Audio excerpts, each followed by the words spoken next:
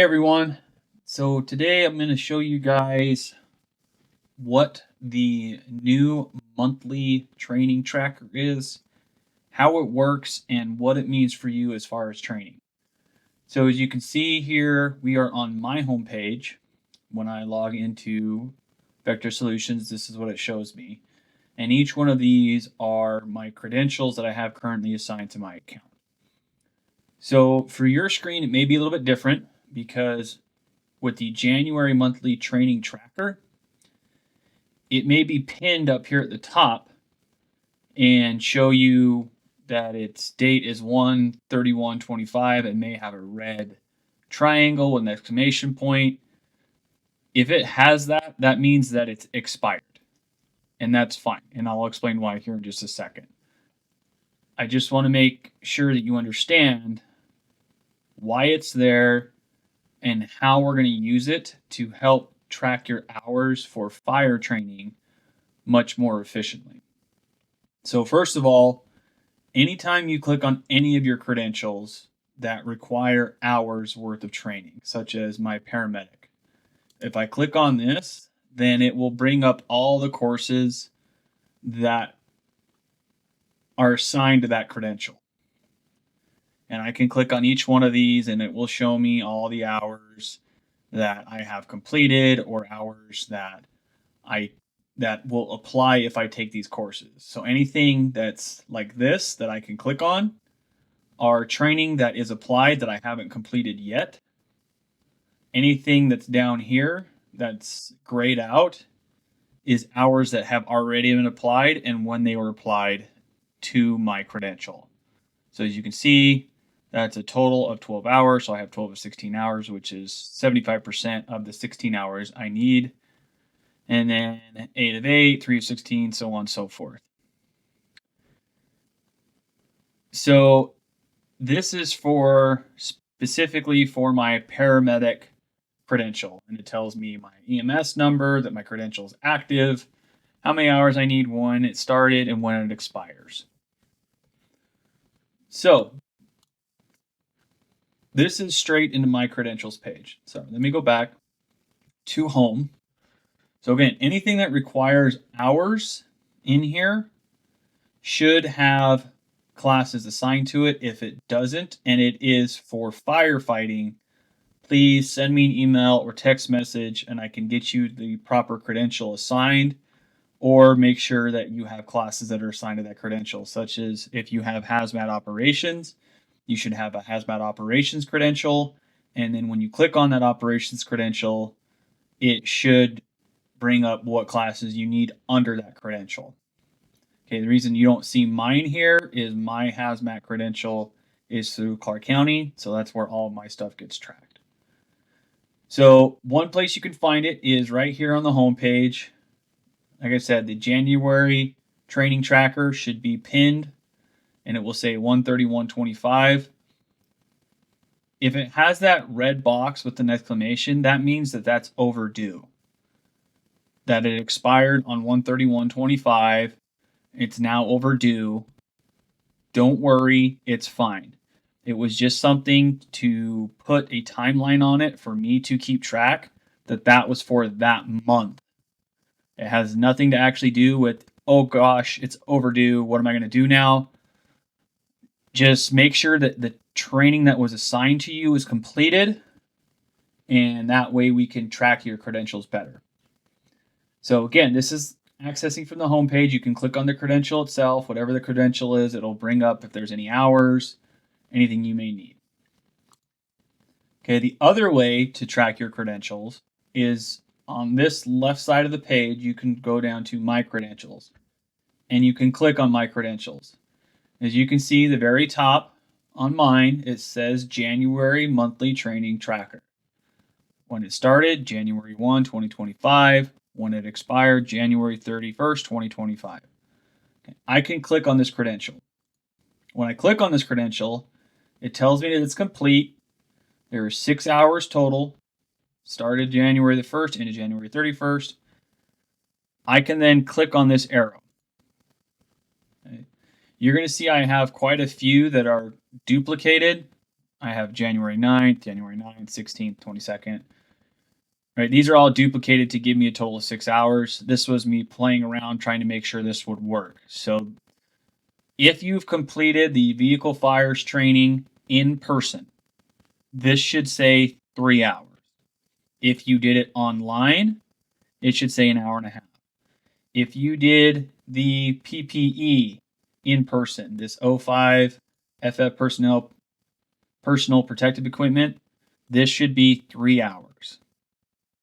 Okay, if you didn't do the in-person class, I would highly recommend you get with your company officer or your station captain, as they're known as, and work out a time to get your skills signed off. Okay, the skills are putting on your equipment, changing out a bottle, refilling a bottle, all of our basic PPE skills. That's where this gets inputted. So if you haven't done it, or if you look at your credential and that's not logged in and you have done it, then if you haven't done it, get with your station captain or a company officer. Doesn't matter, it doesn't have to be your captain, it can be any company officer, and get it done. If you have done it and it's not logged in, then you need to notify me directly or notify your captain so we can get it logged in for you. Captains, do not worry. I will show you how to log in completions in a later video. But for now, let's just either send it directly to me, or you can let Samantha Empey know and she can input this for you as well. Okay, so that's if you have done it, but it has not been logged in and you did not get credit for your 3 hours. This last one that's still in light blue, this is the online training for the month for PPE. All right. So I have to apologize. In the monthly training for January 2025, the PPE SCB, I threw in some SOPs in here to start getting everybody familiar with SOPs. I will put that in its own separate training for the month of February. So that way you guys can see that there are SOPs for you guys to become familiar with. And then I will include the PowerPoint if there is one, and then any videos I find online that will help with the training. All right, you may not see this save and assign users. This is for, or save and add users, excuse me. This is for company officers if they want to assign, add themselves or save it for themselves and then add other people that attended the training so they can log it for themselves and everyone else. So again, if I wanted to log this, I have to click on all these, download all of them, watch the videos. That's why it has asterisk, the red asterisk that you have to put that you watch the videos. Depending on the videos and how often we go through them, I may restrict fast forwarding. With these ones I did because they were shorter. Anyway, you do all that, then you hit submit complete. Once you hit submit complete, this will gray out and it will count that 3 hours towards your training. There is not an increase in hours of training for firefighting as of yet. Right now, the SOP says 15 hours a year. So if you did the in-person operations training for vehicle fires, you did the in-person training for PPE, and you do the online training, that can be a total of 9 hours. You go to the trainings next month, that's 18 hours. You're technically already done with your yearly requirement for fire training. We're going to encourage you to come to more because what you don't get in calls, you have to make up for in training. And we don't get enough fire calls to make up for the lack of experience that we have, so we have to make up for it in training. So we're going to do operations training and skills training each month. The skills training will be as a district once a month. Your operations training will be at a station, either your station or you can go to any station's training. Will most likely be a video put together by me, put out to your captains for them to watch and then to go over with you on the Moapa Valley Fire District's expectations and operational fundamentals for a specific type of call. Okay. So that is all this is. This is so we can track your hours easier for fire training, and we're not trying to go back through and look at rosters from 6 months ago and be like, oh, I think so-and-so got their training for this month, but I'd have to look at the roster. As long as it's input on here,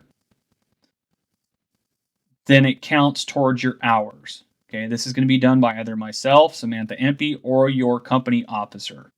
Any one of those 3 people can input training for fire training. Again, this is only for fire training. If you are not an exterior support firefighter or what's known as an ESF, a firefighter 1 or firefighter 2, this does not apply to you.